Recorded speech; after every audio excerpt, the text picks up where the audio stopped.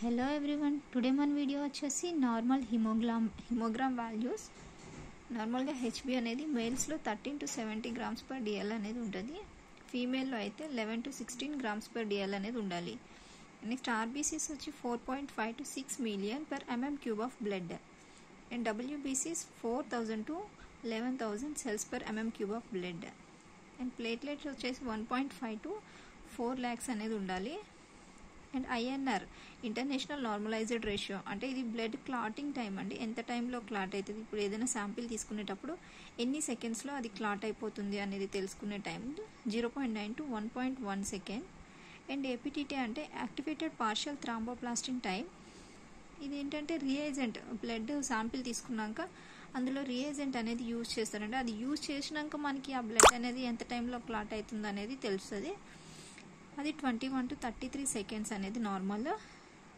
NPT prothrombin time, ఇది ప్లాస్మాలో blood clot time అండి.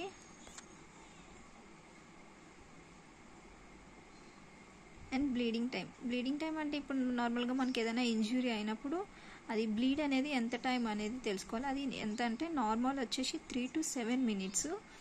Clotting time అంటే అదే ఇంజురీ అయినప్పుడు ఎంత టైంలో బ్లడ్ అనేది క్లాట్ అవుతుంది అంటే బ్లీడింగ్ అనేది స్టాప్ అవుతుంది అనేది 11.15 seconds. This is the normal values. Thank you.